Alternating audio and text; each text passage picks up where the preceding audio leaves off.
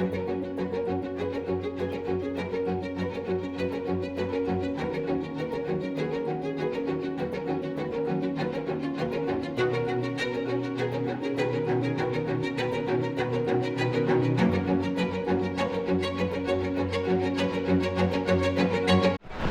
guys, Scott here from Outlaw Garage again. I think today we're going to release a new series, which is our garage break-in series. We're out in Jumeirah and we've stopped by a friend's house. They're not here today, so we're going to see if we can crack open their garage and see what they've got inside. Let's go take a look.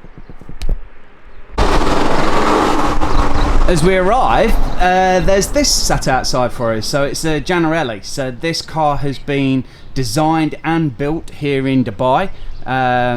It's a beautiful car. So I think you might be able to see by the sticker on the side, it's recently joined the Dubai Drives out on their Track 1 event at the Dubai Autodrome. We'll take a look at this car in a little bit more detail a little bit later, but we're going to try and crack the garage open. As you can see, coming the 930, getting her ready and just checking her over before we do our big drive to Oman next weekend. But let's see what's behind the garage door.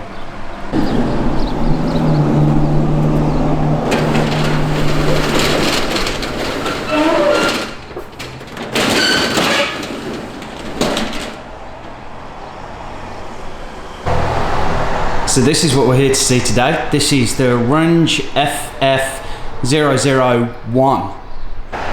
We've posted a few pictures of this on our Instagram page a couple of times, but we've never really had the opportunity to get up close and personal with the car. So today we're going to have the opportunity to do that. So first of all, I think everybody's going to agree that that is just a beautiful front end. Just the shape and the smoothness of it and how the lights are positioned. And the cockpit straight in the middle. That is absolutely stunning. So the FF here stands for Frankfurt Flyer, and this is a hand-built aluminium car made by I think probably the term is master craftsman, Christopher Runge. And this is moulded over a wooden buck. Just the level of craftsmanship nowadays, which seems to unfortunately be disappearing. You know, everybody goes to university, they tradesmen and craftsmen of this kind of caliber and I guess era as well have started to kind of disappear, and this is just it's a work of art really, just the quality of the car. It's actually a little bit deceptive in size. So when you look at the front of the car and the width of the car, it kind of comes across that it's a relatively large size car for the era. So, you know, comparing it to a 356 kind of size. But then when you get down the side of the car, and it's a little bit hard to show you in the garage, we won't be able to get the car out today. It's small, tight, compact. The perspective of the car kind of changes as soon as you move down the side of it. I'm hoping you can kind of pick up the size of the kind of car here. It's probably the wheels and the wheel arches probably impact the perception of how big the car is, because the wheels with the rubber on them and the size of the wheel arch is actually large comparative to the size of the rest of the car. So I think that kind of has a bit of an impact on the perspective of the rest of the car. The rear of the car is as beautiful as the front. In fact, as beautiful as the rest of the car really. Early 356 indicators and brake lights. Vent for the engine, which sits in the rear, as any car based on a Porsche should do. So you can see, as well as the beehives, which are fantastic on any Porsche, just a single exhaust pipe from the rear there. That's an amazing look at the back there. And obviously this is a center seated car, so cockpit right in the middle. As you can see from the picture there, the the getting in and out must be quite difficult. I think we've seen some videos online where the driver is assisted to get in because the panels are delicate. So being an aluminium car and the panels being relatively soft and thin, a driver needs some kind of assistance to get in the car without denting it too much. You can see the car's been driven. There's a few little dents and bumps in it, but the car wasn't built and designed to just sit there. This has been designed with driving in mind as well. As you can see, the forming on the car, and then the panels are riveted in place,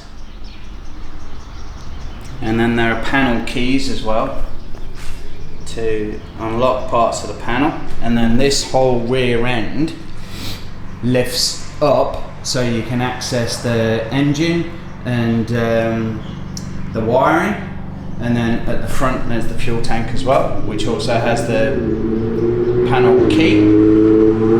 So we said earlier that this was a rear engine car, but to be perfectly honest, you can see the carburetor there through the venting right behind the driver's head.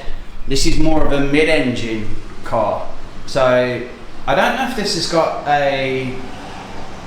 it's got a flat 4 engine with a 4-speed gearbox. I'm not sure if that's a Volkswagen engine or a 356 engine, to be honest with you.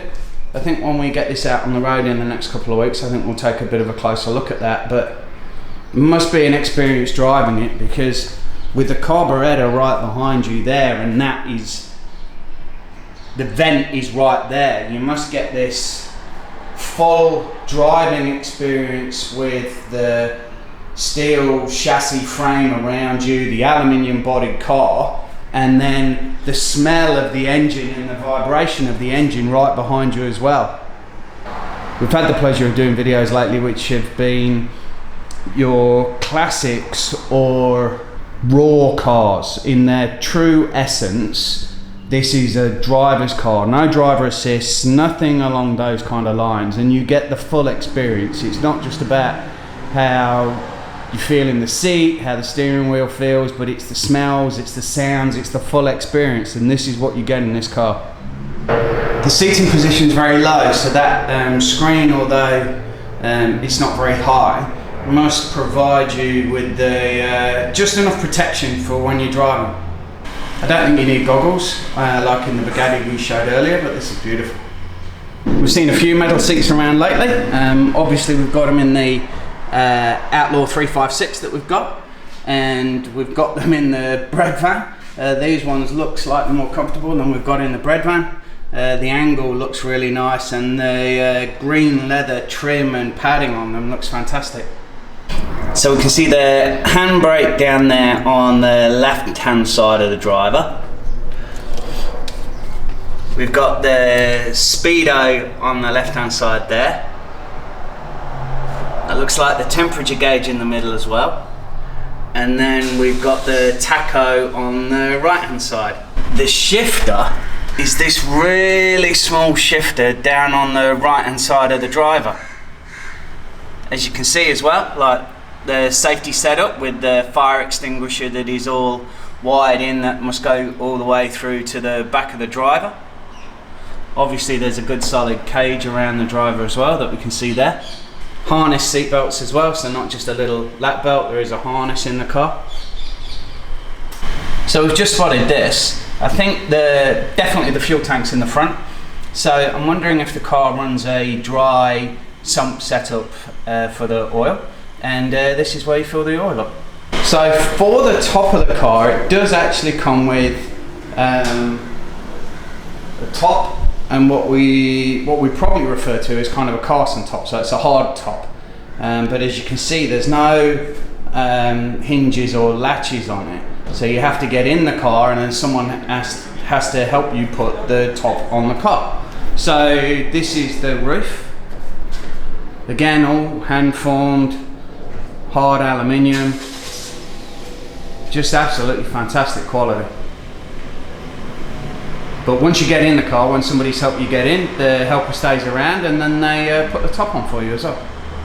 So we've got an air-cooled drive coming up in the next couple of weeks. We've got Oman next weekend. We've got a few events, so the air-cooled drive will be coming shortly after that. We're heading up to Jace again. Hopefully we'll be able to bring the Runge with us. Hopefully a singer as well. So that should all be part of the events and videos coming up very soon.